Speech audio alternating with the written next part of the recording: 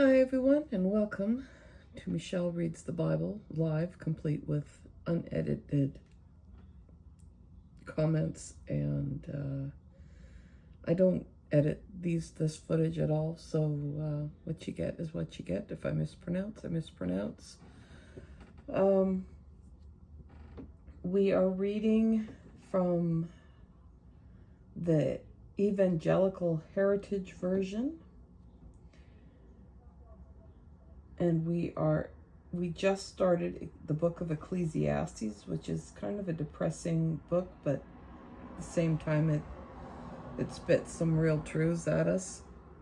So we'll be reading Ecclesiastes chapters 4 through 6 today, and then we'll pop back into 2 Corinthians and Psalms, and then get our proverb at the end.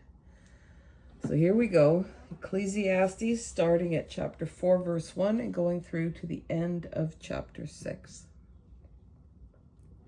I looked again, and I saw all the acts of oppression being done under the sun. Just look at the tears of the oppressed who have no one to comfort them. Their violent oppressors had the upper hand, and there was no one to comfort them. So I congratulate the dead who have already died, more than the living who are still alive. But better than either of them is the one who has never existed, who has never seen the evil done under the sun. I also saw that all hard work and all accomplishment are the result of a person's envy of his neighbor. This too is vapor and chasing the wind. The fool idly folds his hands and eats his own flesh. Ew. Better one handful with relaxation than two handfuls with hard work and chasing the wind.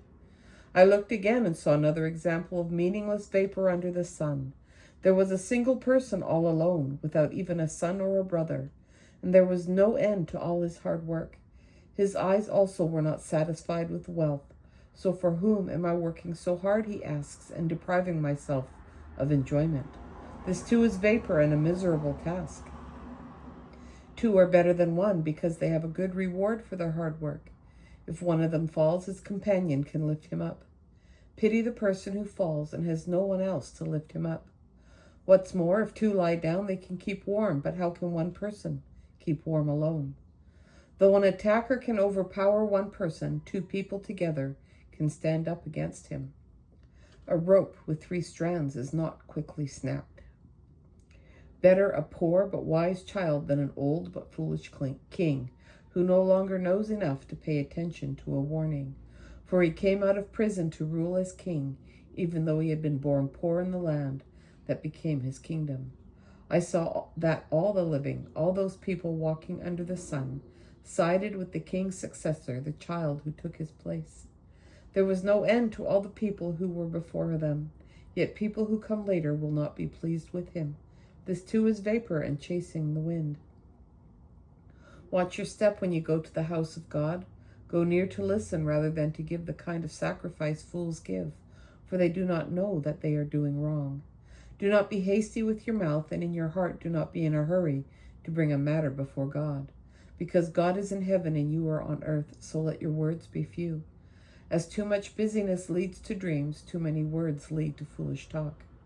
When you make a vow to God, do not delay in fulfilling it, for he takes no delight in fools. Fulfill whatever you have vowed. Better that you do not vow than you do make a vow and do not fulfill it.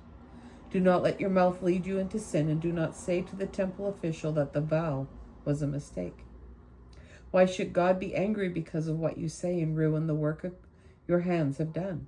A lot of dreaming produces a lot of vapor, so does a lot of words. Instead, fear God. If you see the poor being oppressed, and you see the province being robbed of justice and fairness, do not be shocked about the situation, because one high official is watched by a higher one, and higher ones are over them. All officials take their cut of the profit from the land. Even the king benefits from the fields. Anyone who loves money is never satisfied with money, and anyone who loves wealth is never satisfied with his income. This too is vanishing vapor. When goods increase, so do those who eat them. What profit then does the owner get except to see these things with his eyes? The worker's sleep is sweet, whether he eats little or much. but a rich person's abundant possessions allow him no sleep. I have seen a sickening evil under the sun, wealth hoarded by its owner to his own harm, or wealth that is lost in a bad investment. Or a man fathers a son, but he has nothing left in his hand to give him. Never mind the dogs. As he came out from his mother's womb, so he will go again, naked as he came. From his hard work he can pick up nothing that he can carry away in his hand. This too is a sickening evil. Just as he came, so he will go. So what does he gain, he who works for the wind?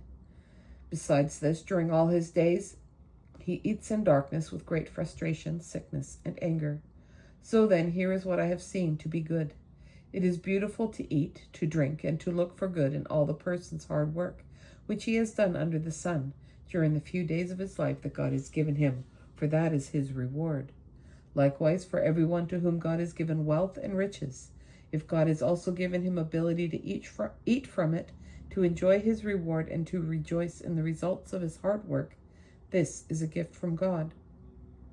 For the man seldom reflects on the days of his life, since God keeps him busy with the joy in his heart. There is an evil that I have seen under the sun, a common burden that people bear. God gives somebody wealth, riches, and honor so that he lacks nothing of everything that he craves. But God does not give him the opportunity to eat it. Instead, a stranger eats it. This is vapor and a sickening evil. A man may father 100 children and live many years, but if his soul is not satisfied with good things and he does not even have a proper burial, no matter how many days he lives, I say, a stillborn baby is better off than he is.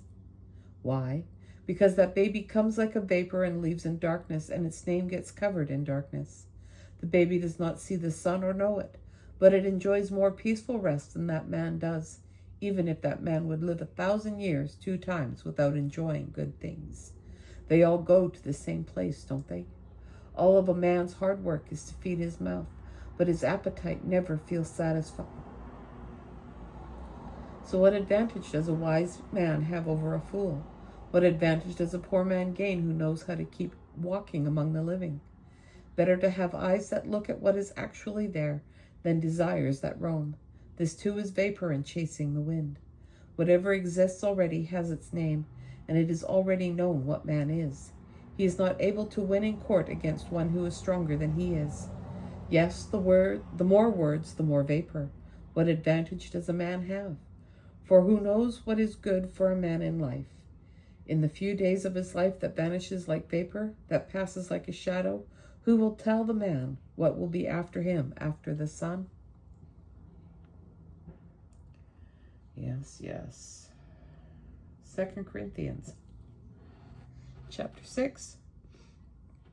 We'll pick it up at verse 1. Nope. Verse 14. And we're going to go through chapter 7, verse 7. Do not be unequally yoked together with unbelievers. For what partnership does righteousness have with lawlessness? Or what fellowship does light have with darkness? And what agreement does Christ have with Belial? Or what does a believer share in common with an unbeliever? And what mutual agreement does God's temple have with idols? For you are the temple of the living God, just as God said, I will live and walk among them. I will be their God, and they will be my people. Therefore come out from them and be separate, says the Lord. Touch no unclean thing, and I will welcome you. I will be your father, and you will be my sons and daughters, says the Lord Almighty. So since then we have these promises, dear friends, let us cleanse ourselves from everything that defiles flesh and spirit, as we seek to bring sanctification to its goal in the fear of God. Make room for us in your hearts. We have wronged no one. We have corrupted no one. We have taken advantage of no one. I'm not saying this to condemn you. In fact, I have said before that you are in our hearts. We died together and lived together with you. I have great confidence in you. I am very proud of you. I am filled with encouragement. I am overflowing with joy in all our trouble. In fact, when we came to Macedonia, our flesh had no relief. Instead, we were troubled in every way, conflicts on the outside, fears on the inside. But God, who comforts the downcast, comforted us with the arrival of Titus, and not only with his arrival, but also with the comfort he had received concerning you. He told us about your longing, your sorrow, and your serious concern for me. As a result, I rejoiced even more. Now, Psalms 47. All you peoples, clap your hands, shout to God, sing a loud song. Yes, the Lord Most High is awesome. He is the great King over all the earth. He subdues peoples under us and nations under our feet. He chooses our inheritance for us. It is the pride of Jacob, whom he loves. God has ascended with a joyful shout. The Lord goes up with the sound of the ram's horn. Make music for God, make music. Make music for our King, make music. For God is the King of all the earth. Make music for him with a wise song. God reigns as King over the nations. God is seated on his holy throne. The nobles of the peoples come together as the people of the God of Abraham. Yes, the shields of the earth belong to God. He is greatly exalted. Proverbs 22, verse 16. Whoever oppresses the poor to become great, and whoever gives gifts to the rich, both are sure to suffer loss. And that, my friends, is our reading for September 3rd, 2025. And I'm so glad you joined me. I really am. I appreciate that. So I hope you have an awesome day. Take care, and we'll catch you on the next one. Bye for now.